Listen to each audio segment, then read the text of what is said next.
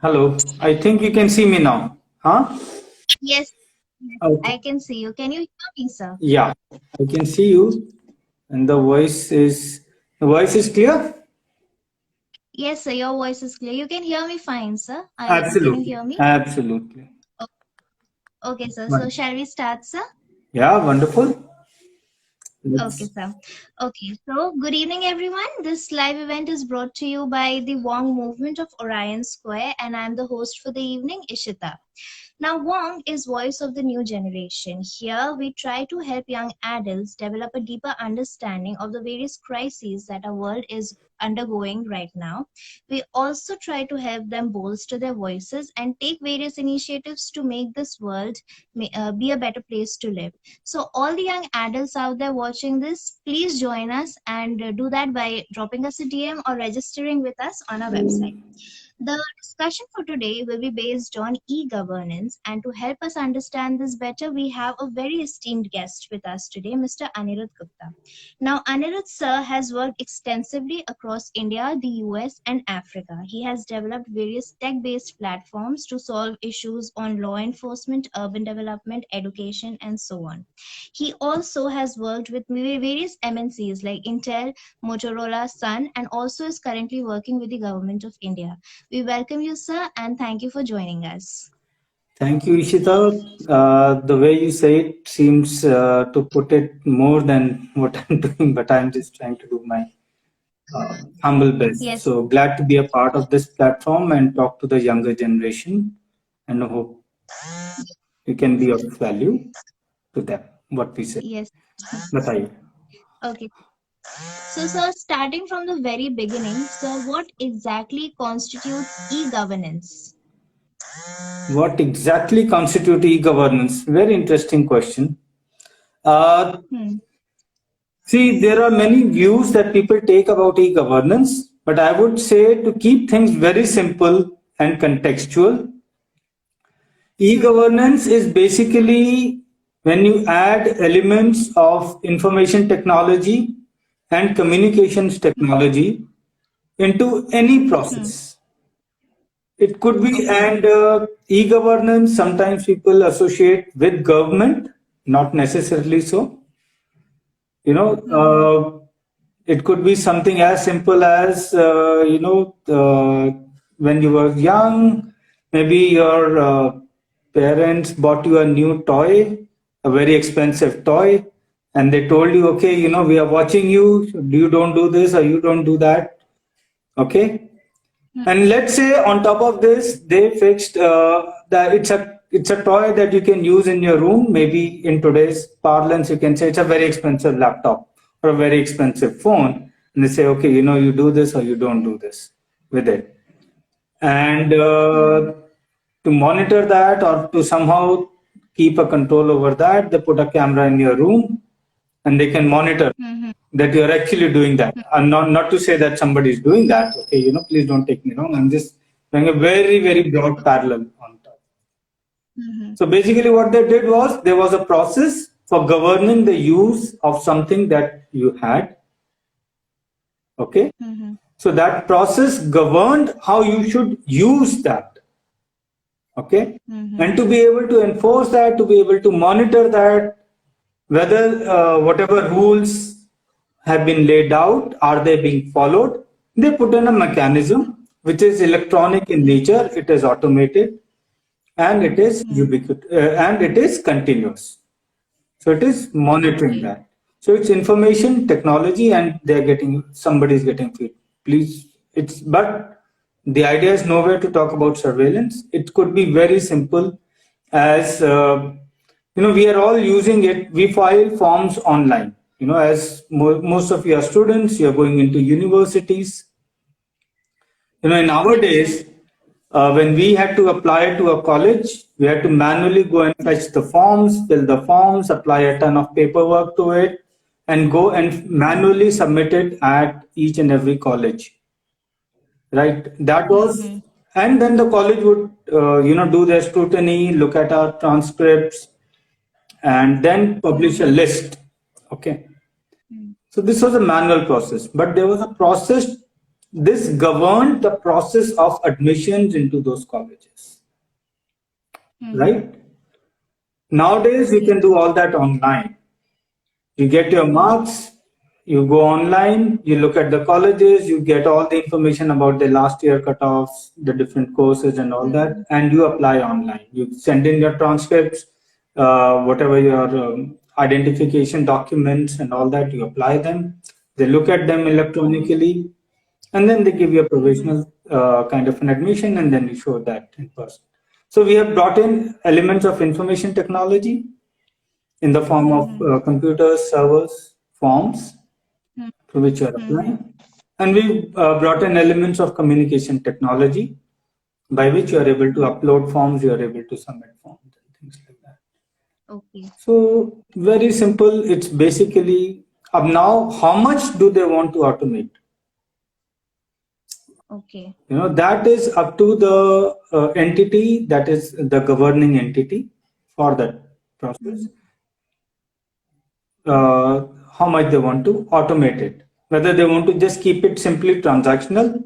Okay, here is the form, you give the form, and we are going to do everything offline, back office, Mm-hmm. manually. Or they can build in advanced levels of automation. Like, sometimes when they are accepting kids from abroad, from out overseas, then Mm-hmm. they would do next level of automation. Okay, so sir, you're saying that it is not restricted to government, it is basically digitization. That is what e-governance in fundamentally that is what it is. Fundamentally, yes, you are introducing it, so you already know how you are doing a certain process. You Mm-hmm. are bringing in elements of information technology into it, and Mm-hmm. as a consequence of bringing information technology into any process, what happens is, Mm-hmm. see, when we are doing something manually, there Mm-hmm. tend to be redundancies that get involved, that get introduced into the process.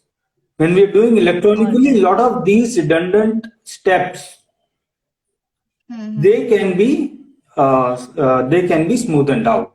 So the process becomes simpler, it becomes more straightforward and easier and faster. So for example, Mm-hmm. if we just talk about communication, like you and I are communicating right now, Mm-hmm.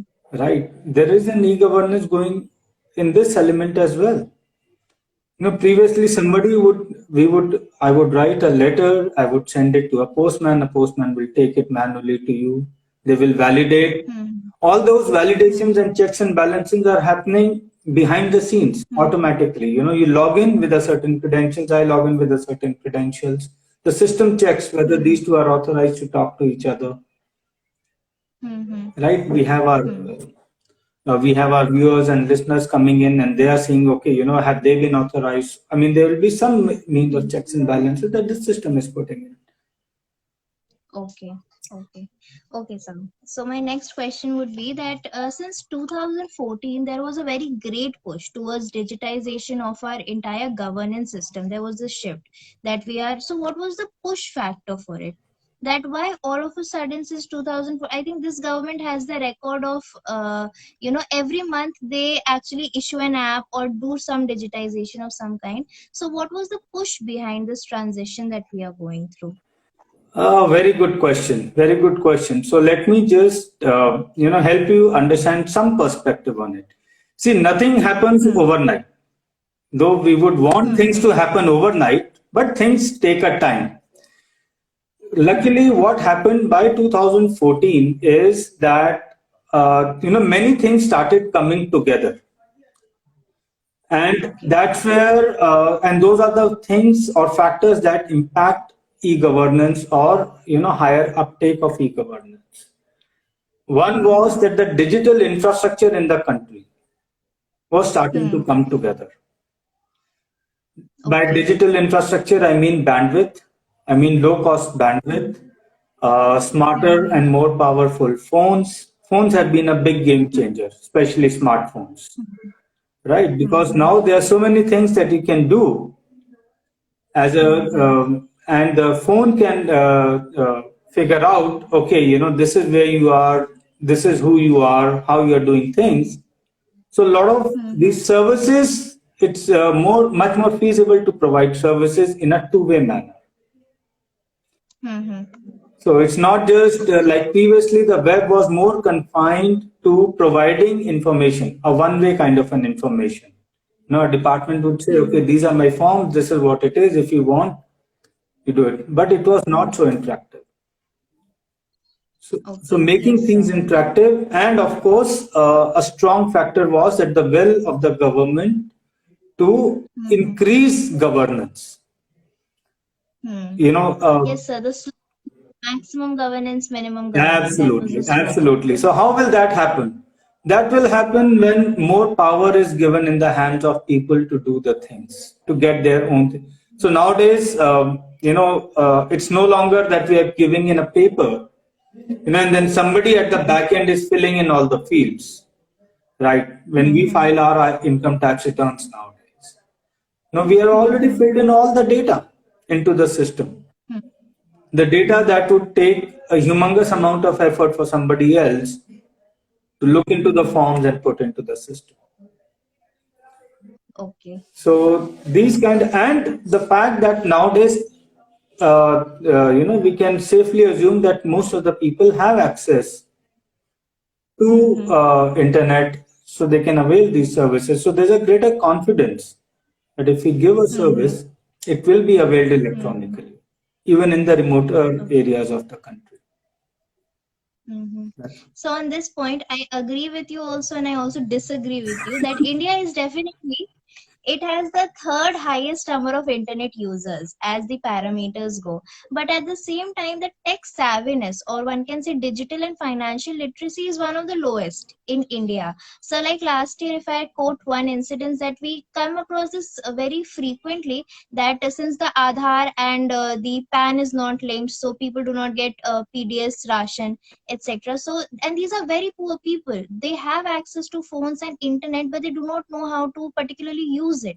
So, don't you think that although, yes, we are moving towards e governance and we have access, but it is leaving out a large chunk of people from its net because we do not have that kind of literacy? So, don't you think that is also a very, very real issue here? A very smart question. I like the way you put that question. Though, if Thank I you. would look at it, it has multiple layers in that question. Let me try to help you unravel some of the layers. On the face of it, what you're saying, somebody, especially in your generation, who do not really understand what it takes to learn a digital platform, because you guys are born with it, almost like born with it, right? Nobody had to teach you how to use a smartphone, Mm-hmm. like Comes how. naturally to us. Yeah, you just see a phone and you start. I mean, if we bring in the old dial wala phones, maybe Yes. somebody will have to teach you how to use those phones. The phones that our generation got used to seeing, grew up seeing. Mm-hmm. So, Mm-hmm. digital literacy in that sense, I would say, means different for different age groups, and like you rightly Okay. said, also for different income groups. But Mm-hmm. the whole and this point, I will slightly disagree with what you are saying. Not disagree, but help you understand unravel the next layer. And the next layer is that, the whole idea of digitization and, e-governance is that the Mm-hmm. people should not have to be struggling with technology. Digital Mm-hmm. literacy should not be a barrier. Mm-hmm. For example, and so of course there's a learning curve. Of course, there's a learning curve. If you look at the Aadhaar systems now, right? Mm-hmm. Now to get somebody enrolled into an Aadhaar, he doesn't need to be Mm-hmm. digitally literate, right? Mm-hmm. To use Aadhaar and we are very rightly seeing this, in the ongoing our the COVID vaccination drive. Everybody is using Aadhaar, whether they are Yes, digitally sir. literate or not literate. and their digital literacy or their limits to their digital literacy are not coming in the way of them getting vaccinated, right? Okay. Because there is, and that's where the learning curve for us as government or government process defining people is also coming into play, right? Okay. So, and the kind of the specific example that you mentioned about the PDS and the linkages and people, that's a one-time job. That's not an every-time job, right? So they are taking rations monthly, but that's a one-time setup. So what is needed is just like in Aadhaar, just like in COVID vaccination, that they could go in with a paper, and somebody is over there to help them get their registration done, get over that initial bump, right? That is probably what Okay. is needed over there also. Will and because of the spread and the frequent nature, I think there are ways that will be worked into to improve those elements as well. But the takeaway from this is the whole idea of e-governance would be that the digital literacy should not become a factor or a Okay. hindrance in like you said, it should not become a hindrance. Absolutely with you on that. Okay. Okay, sir. So, I think it also helped reduce red tapeism in government, or did it just increase it? It can be either, I believe. See, okay, that's a good point. Now you have to look at it from this way. See, look at it from this way. What is e-governance? What is IT doing? See, whenever you all are working with computers, I don't need to tell you what computers do nowadays, right? So computers basically are trying to remove that fuzziness from decision making, right? They're trying to say, okay, when we redefine a process for e-governance perspective, we have to define everything crystal clear. Okay, this is a pass, this is not a pass, this is a go, this is not a go, right? So in that sense, when we start doing that, what comes in the way are, in the manual things, many times वो देखते हैं, हाँ अच्छा ये चल जाएगा, right? You've been part of it, right? We go there and say, अच्छा ये चल जाएगा कि नहीं? Somebody takes a look at it and he says it चल जाएगा. A computer cannot look at it and say अच्छा ये चल जाएगा या नहीं चल जाएगा. You have to define those parameters very clearly. For example, if you're putting in an image like the recent batch who are going through the school and college admissions, even for photographs, there are very clear guidelines. Have this kind of a frame, have this kind of a resolution. So much of your chin width, so much of your face should be coming in over there. Clarity, all those. Why? Because it's not like अच्छा एक fuzzy आपने खड़े होके एक photo खींचा वो photo चल जाएगा. So when we try to remove these redundancies from the system, that's when it can help bring in more clarity. And now, to answer your question, whether it improves the process or slightly degrades the process, that depends on how well we have cleaned up the process digitally. Or trained the manpower as well. Train the manpower as well in terms of using the systems, how comfort they are. Sometimes you see one person is struggling with, okay, how do I do this? They call their next, their counterpart or a supervisor and they say, oh, why don't you try this option and try this option and it will work out. And this happens, it's part of learning. But the main thing is how well, when the processes were being redefined, how much effort went into identifying all these corner cases कि अच्छा इस तरह से भी आ सकता है, something can come like this, then how do we handle it? Not everything can be anticipated, and that's why the systems need to be evolving. You have the version 1.0, 2.0, 1.1, all these upgrades that keep coming into the system. So the processes also need to evolve as they see more and more of cases that may not fit into the initial definition. Oh, Yeah. okay. Okay. So what are some of the disadvantages of e-governance? I mean, we are all gaga about yes, it is a good thing, but what are some of the disadvantages? Disadvantages are, see, the thing is,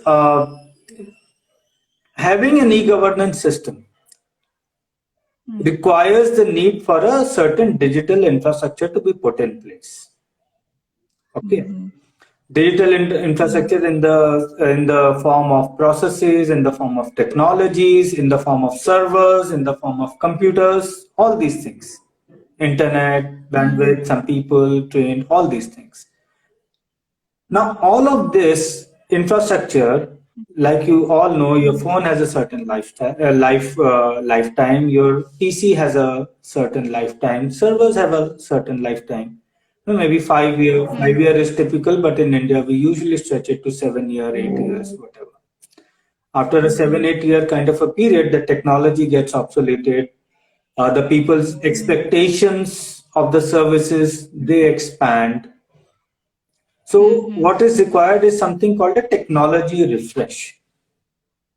Hmm. Hmm. So if you put in an e-governance system, and since you are Hmm. putting it in a, and in case you are putting it into a government system, so government cannot say, okay, I was providing the services after 7 years or 5 years, I'm no longer providing this service. Government has to keep Hmm. providing those services, right? Newer Hmm. generation is coming up, newer, requirements keep coming up. Hmm. But the technology has a lifespan. Hmm. Technology will need to be refreshed every 7 years, 8 years, whatever time frame, and that So requires last year I purchased 4G phone. Now it's now 5G is going to come. So yeah, absolutely, very quickly we are transitioning. absolutely. There was a time when 3G was good. When 4G came, 4G was wow, and now 5G is coming. 5G will bring its own different set of users and usabilities. Phones will need to be changed. Networks will need to be changed. Many things will keep changing. So all this requires money. All this requires investment. All this Hmm. requires time.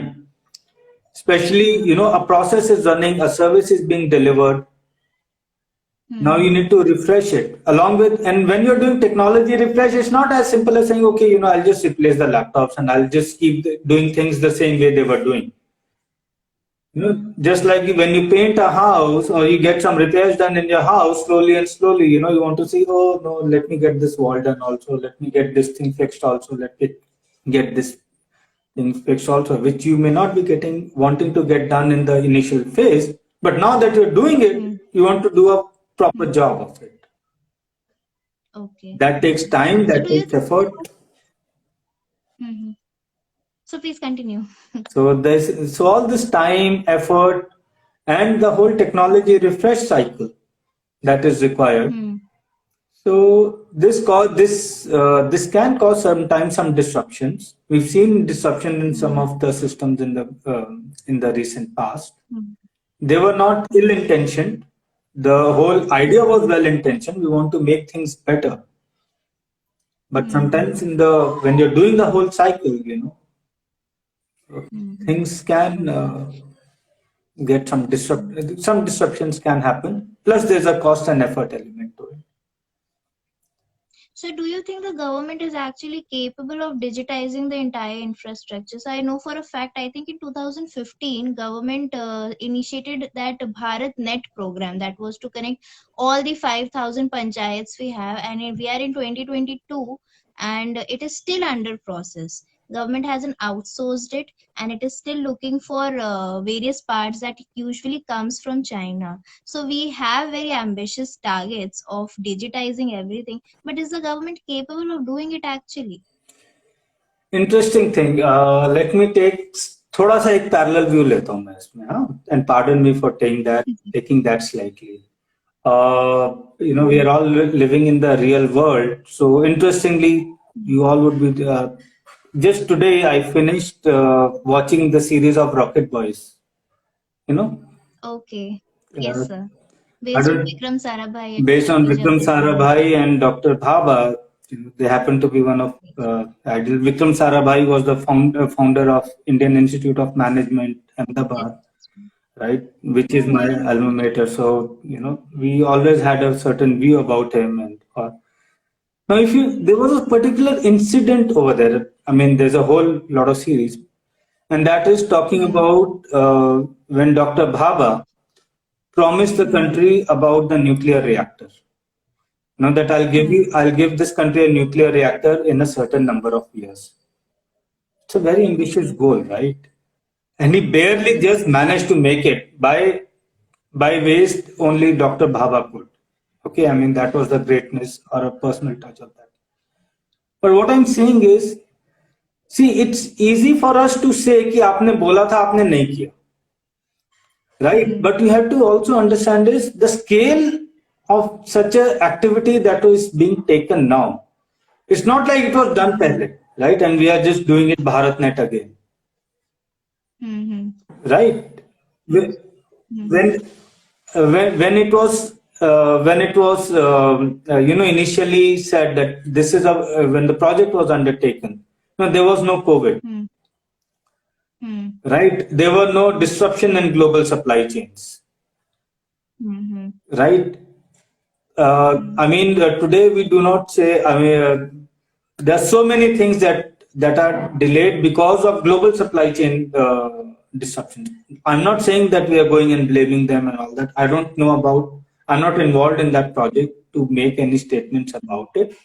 But what I'm talking about is your point is valid. As a consumer and as a citizen of the country, you're saying, yes, you promised this, we needed it, Hmm. and we needed it not then. By the time it was announced, we needed it way before then. It should have ideally been done many decades ago. Other countries have done that. We were late in doing that, and we wanted to do Hmm. it. But now, अब Hmm. जब हम करने चले हैं, there are so many challenges that Hmm. are coming in the way. Hmm. And it's not something that we have done before. And the Hmm. world is also changing. So we also have to Hmm. evolve our strategies. So Okay. I think on that count to say ki, are we capable of doing it? And for us to doubt our capability is slightly harsh, I'll say. To put it mildly, I think it's slightly harsh. It's not an easy task. Okay. It's not an easy task laying fiber optic cables and those kind of equipment across the country, making it work. There are so many parties. There are Hmm. so many moving parts into that system that need to come together. But it's So, not but like the progress nahi ho raha hai. There's a lot of progress that is being done. true. So, again, at the same time, then we have Airtel and we have Reliance Jio, and they are in a war at the moment currently to give better services and improve their bandwidth. So, they are able to achieve whatever targets they've said they are on to going to the auction for 5G program. But still, the government is lagging behind. So, should the government not outsource it to these people only? And I Let think Airtel continue Correct. with Bharat, And I think a BharatNet. lot of that is happening. I mean, see, there are certain, you have to see, there are many, it's easy from an external view to take this, कि, Hmm. अच्छा, ये कर दो, right? Why don't you do this? Hmm. And I Hmm. have been working with the government only in the last 10, 12 years of my professional career out of the whole 25 plus years. Hmm. And Hmm. I believe me when I say that when I was, before I started working with the government, I also had very similar views. अरे इसमें कौन सी बड़ी बात है? We see this. It's so obvious. Why can't you do this? But when you come with, Ambani जी को दे दो, हाँ, अंबानी जी को दे दो, कर देंगे वो जल्दी से. वो कर देंगे, no doubt they वो कर देंगे, right? Private sector brings in a certain level of efficiencies. That's why we are more aggressively going after what is called PPP, public-private partnerships, because Hmm. certain aspects are such that the public infrastructure brings better, which is in terms of Hmm. access and controls and those things, and certain things that the private sector brings in better, right? Hmm. And there should Hmm. be a proper amalgamation of that. But then there are certain things that only a government can do, which Okay. because government is working out is not operating out of a profit motive. Mm-hmm. right? It's easy to say that I want the best bandwidth in the remotest part of the country. But to have that bandwidth and be making it available comes at a certain Mm-hmm. cost, Mm-hmm. right? Yes, sir. We had this open skies, and where we started smaller airport operations and things. And Or but a scheme that we have. Mm-hmm. opening an airport is one thing, and then making it commercially viable is so. Till the time that airport becomes commercially viable, there are that amount of flights, that amount of traffic. Mm-hmm. A certain amount of investment is going into it. Mm-hmm. Okay. So Okay. that's So since where you brought, that's where the public spending can come into play. hmm. Okay. So since you brought that COVID thing into question, I had a question from the audience by Shubham that how COVID has actually impacted our e-governance initiatives. See, COVID has impacted every aspect of the life. I mean, we Hmm. are so much so that we are saying it's the new normal, right? Hmm. So, Hmm. certain areas it has helped is like it has brought in a greater sense of urgency into doing remote working, right? Hmm. In many Hmm. places where decisions had to be taken in person, Hmm. you can now do video conferencing, get more out of it. People have started becoming more productive as a result of it, I would say.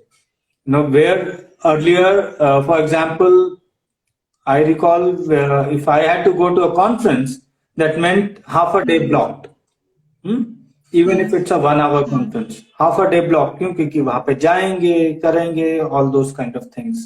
And then you're sitting on the dais, Hmm. you're sitting on the podium, and Hmm. even though your talk is half an hour, but the overall session is 1.5 hours, you're there and all. Hmm. Not that that was not good, or we didn't enjoy it, or it wasn't good, or it didn't have value.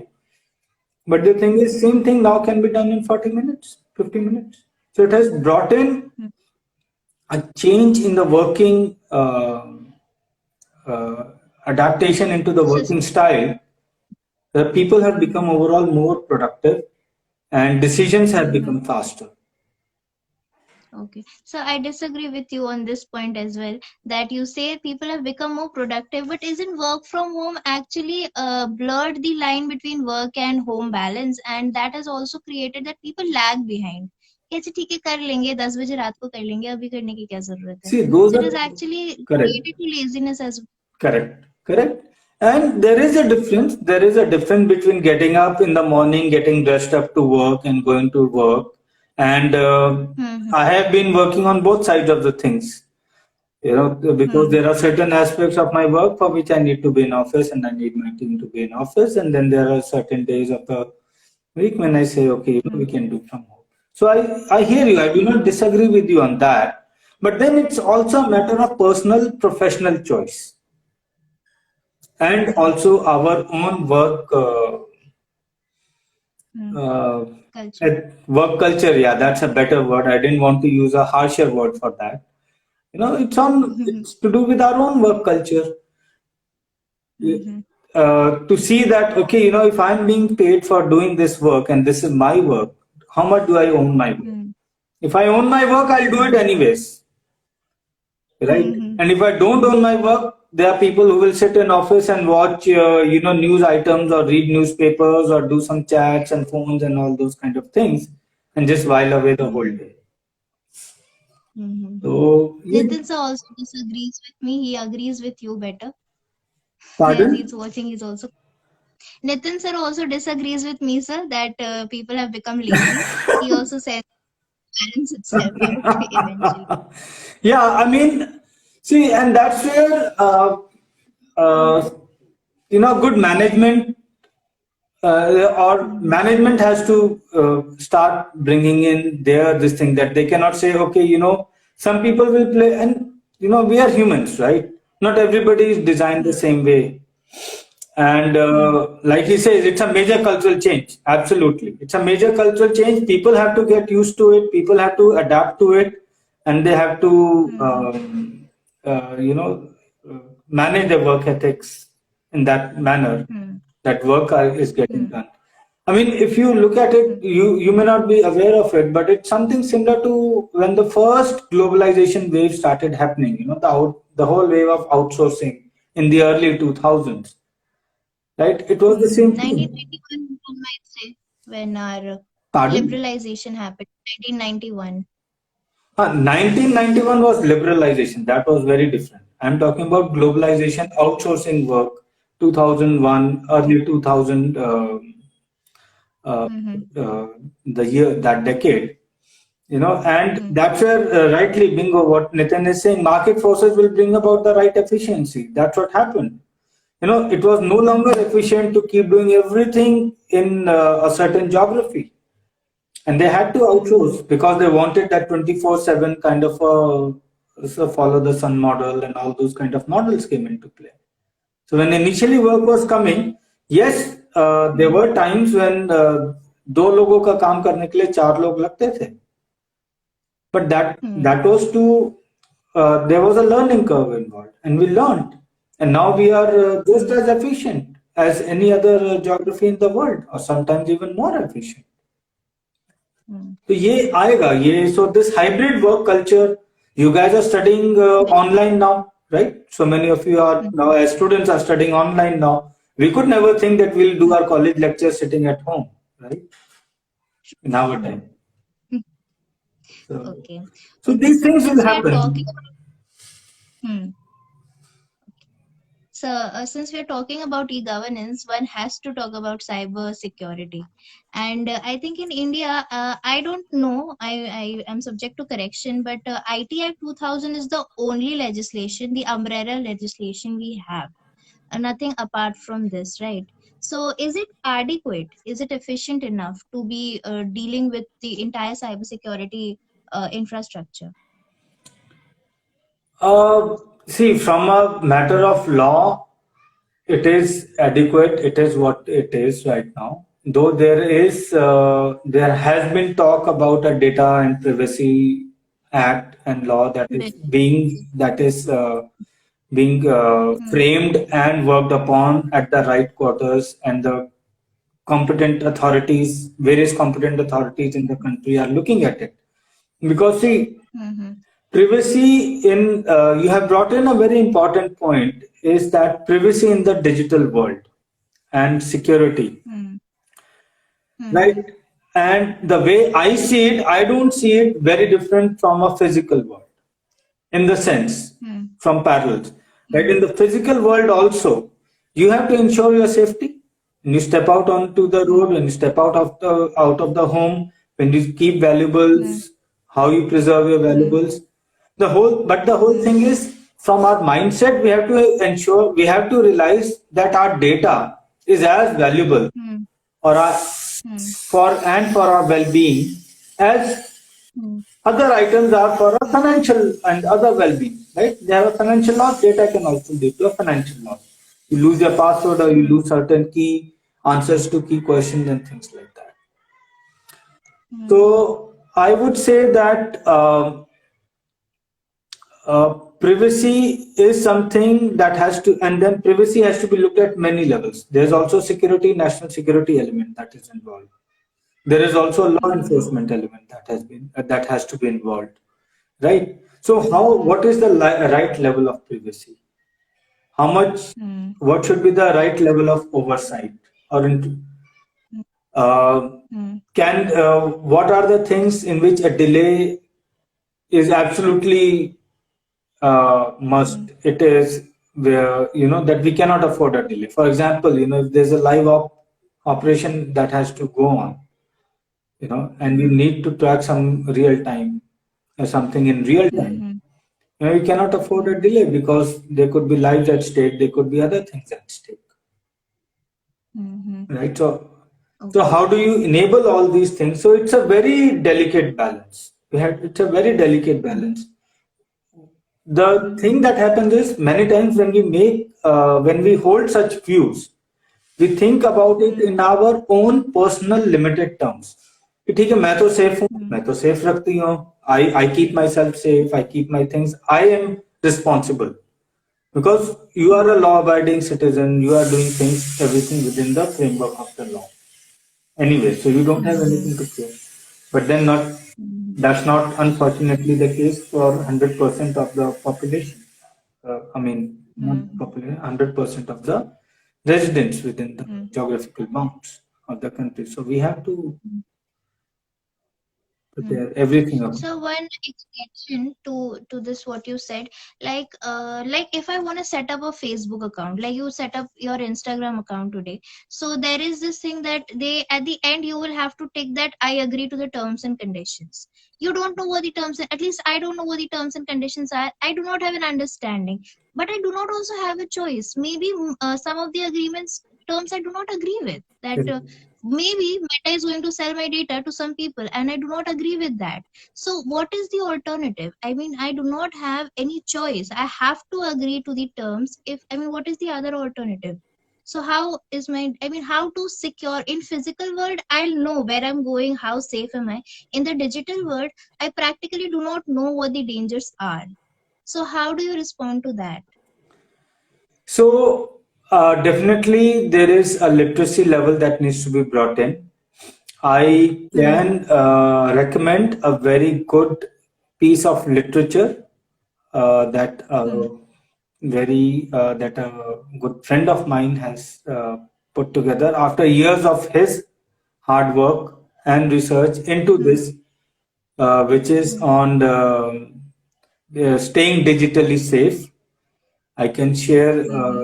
It's available on Amazon, but I don't. In this forum, I don't want to come across as promoting or selling, Okay. trying to something. But if you ask at a personal level, yes. I Hmm. mean, in that sense, I would say there was a series that came on Netflix. Jamtar. Right? I'm not Okay. endorsing that, but what it showed was Hmm. it at least brought that thing into the mainstream conversation by the medium Hmm. of Hmm. a creative dramatization, right? Hmm. Hmm. So at least now people Hmm. know that, okay, oh, their phones can also be hacked. They can, or Hmm. they can also be victims of fraud, right? Hmm. Hmm. And now Hmm. when such things happen, there are two things you have to look at. Hmm. When a fraud or a Hmm. theft or a digital theft or something like this happens, first thing Hmm. is there is something, एक certain loss हो गया तो हो गया. For example, if your phone device gets lost or gets stolen, the physical device, irrespective of whether it's a 10,000 rupee smartphone or whether it's a 1 lakh rupee smartphone, if you Hmm. recover it, that's a bonus. But if it's gone, it's gone. But the thing what you can do by your acts and by your awareness is Hmm. that losing a phone does not mean that you lose several other things. For example, your credit card information. For example, your Hmm. banking information. Something that can Hmm. financially cause you greater harm, or Hmm. physically cause you greater harm, or reputationally or Hmm. socially cause one greater harm. So there are simple checks Hmm. by being aware of certain things. You can do that. For example, there are how much digital data is stored in the phone. Nowadays, most of the Hmm. apps, they give the facility for locking it. Creating PIN for accessing the app, Hmm. for managing the backup of that app, data Hmm. backup of that app. There is a PIN for the SIM. Now, Hmm. many people, how many of us set those pins on those apps, I. Hmm. right? And even if we do, sometimes we do it very simple, 1, 2, 3, 4, 3, 4, 7, 5, something that can be cracked within a space of 5 to 10 minutes, Hmm. right? So Hmm. all those things, and now in that, no, I mean, no technology can come to the help. Technology is providing mechanisms. It's just like Hmm. coming back to what I say, and this is where back to the physical saying, right? your door, we can provide a lock on every door, or a provision, that we can lock every door. But if you don't lock that door, then you cannot say my house is unsafe. Okay.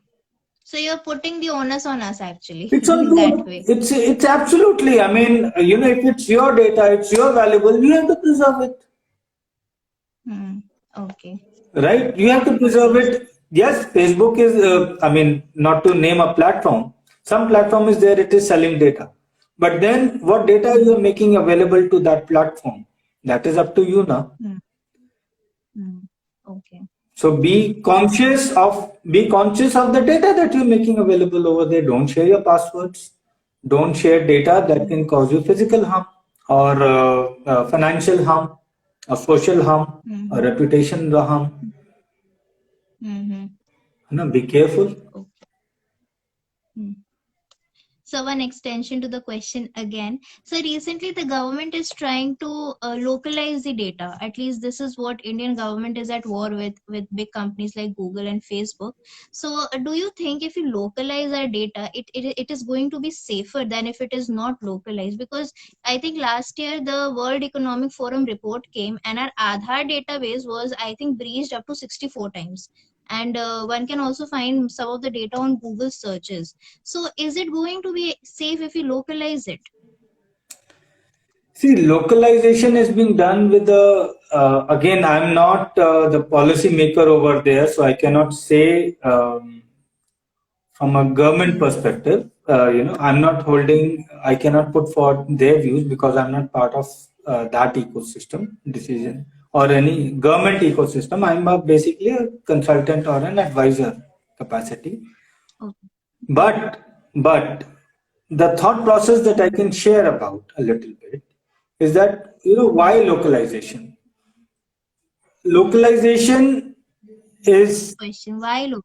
why localization, right? Or what does localization buy us? Why are we asking for localization? See, Mm-hmm. again, in our country, when Mm-hmm. and like in any other country, good thing technology is used for good purposes. Technology is also used for bad purposes or not so Mm-hmm. good purposes, right? Now, what happens is when technology gets used for not so good purposes, right? You naturally expect our law enforcement agencies to step in. कि Mm-hmm. अरे you are our law enforcement, you are supposed to provide us security, you are supposed to provide us this thing, so you step in. Mm-hmm. Now when they step in, they need access to certain data, they need access to certain information on with basis a certain case that they have built, Mm-hmm. right? If they need to investigate a certain person or things like that. Now, if the data is not residing within the country, the laws of the land will not apply to that data, right? So then, what do our law enforcement agencies do in that case? How do they do their job, right? Mm-hmm. Right? So why countries like USA and Japan are comfortable with not localizing data? I mean, it was their, I think Osaka track was their idea that, okay, it's all right if they don't localize the data. So why are they comfortable and we are not? See, we'll have to study their laws and we'll have to do that, and that's where some of those aspects will come into play. But maybe, see, that where data is being stored is a big challenge nowadays, right? Nobody knows where the data is being stored, but the data is getting hacked. That means somebody knows where the data is being stored. That's why they are able to hack it. Mm-hmm. Yes. Mm. So, Okay.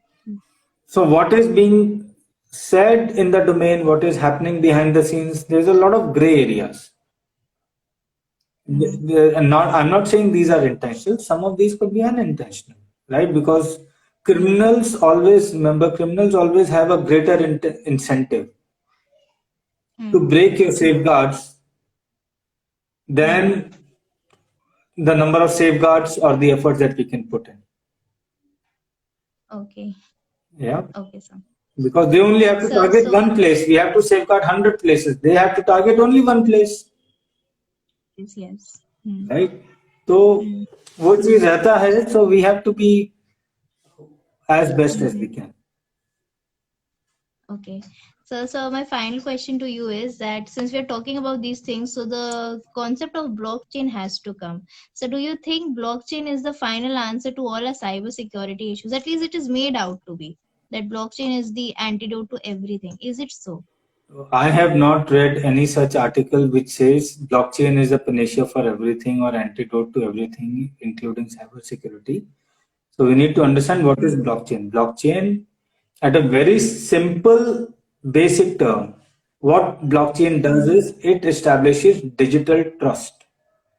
What does Hmm. digital trust means like, when you may get into a fight or an altercation with a friend of yours or this thing, and after a point it turns into I said this, no you said this, and no you said this, and no you said this, and things like that. I hope Hmm. from that smile you can relate to what I'm saying. So digital trust means that it's not Hmm. a function of one person saying this and another person saying another thing. What the Hmm. blockchain does is it establishes a system, a network of Hmm. computers which are maintaining the Hmm. authenticated version of truth for a Hmm. certain set of Okay. records. Okay. Hmm. So Hmm. if I say I Hmm. have gotten into an agreement with Ishita to be on a call at 6 p.m., Hmm. right? Ishita Hmm. broadcast that, and 10 computers have recorded that okay, Anirudh promised Ishita to be on a call at 6 p.m. So, Hmm. so if at 6 p.m. I do not join the call, you can hold me to account. See, Anirudh, you promised me. And I cannot say, no, I did not promise you. Where did I promise you? Hmm. Hmm. I say, oh no, but I said 6:15, not 6. So there are 10 Hmm. computers saying, okay, it was not 6:15, it was 6 p.m. Hmm. So Hmm. that's what is Hmm. established by a digital trust mechanism. Okay. So blockchain as a technology, this is what it is establishing. A way to, It is privacy. pardon? It will not address privacy as such. Uh, that's a long question. I'm not an expert on blockchain to that extent to say, see, but all those are applications of blockchain. Just like, internet is allowing us to connect to each other. Mm-hmm. It's allowing me to send packets to you, you to send packets to me, data packets. Right? That's what internet Mm-hmm. is doing, allowing for. Now, Mm-hmm.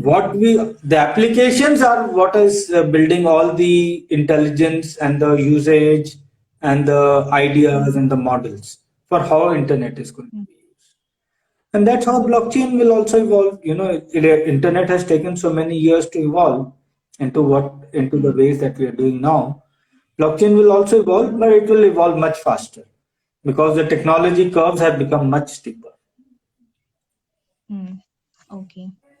So Okay, sir. So that was my final Nitin question. disagrees. Nitin disagrees. I do not know what that means. Cannot be, but I think he agrees with you that no, blockchain cannot be the antidote to everything. okay, I believe. okay. Nitin, sir, please clarify. Is that what you're saying? Yes, I think he's saying this. Yeah, so I mean, we have to look at it that if somebody says blockchain is a panacea to everything, then we have to understand from Check it where out. the place that he's coming from, what kind of challenges they are talking about, what problems they are talking Mm-hmm. about, right? Mm-hmm. And the apps or the applications that they have in mind for Hmm. that. Okay. Okay, sir. So that was my final question to you. Any other additions you'd like to add? Anything else you'd like to say? No, I would definitely like to say, I'm very impressed and much impressed with the way the younger generation is so much more informed, uh, and the groundwork and the homework and that you guys do into, research work that you guys do. So I think the future is very bright for our country. Thank you so much, sir. Yes. And thank you for joining us today, sir. It was very wonderful and very enlightening talking to you. Most welcome. Uh, Most welcome. I think, is there a question? Any other questions that you have? Or anything that is I don't coming think we from? have questions from the audience. Anyone wants to ask any question, please, now is the time to shoot.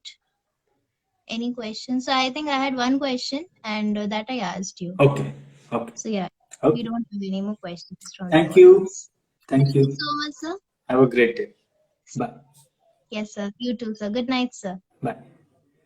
Yeah, and this would definitely say this, this platform for it's a very interesting platform for educating and bringing awareness.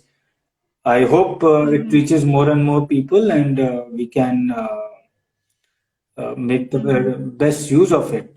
The generation today is absolutely wonderful in terms of their knowledge. Mm-hmm. So it's very good. So, and our movement, the VONG movement, is actually committed to to raise this awareness more and more and help the younger generations raise their voices to all the ills that we have today. Absolutely, and kudos to all your team for bringing this. I mean, such things were not there when we were growing up. I mean, we would have loved to had access to such things, and people come and put forth their perspectives in a candid and manner, uh, Mm. and we could ask them questions and things like that. So it wasn't there, and this is a very wonderful platform that you're providing. So I hope more and more Mm. people take advantage of it. Yes, sir. Okay. Okay, sir. Thank Thank you, you. sir. And Bye. good night, sir. Good Take night. care.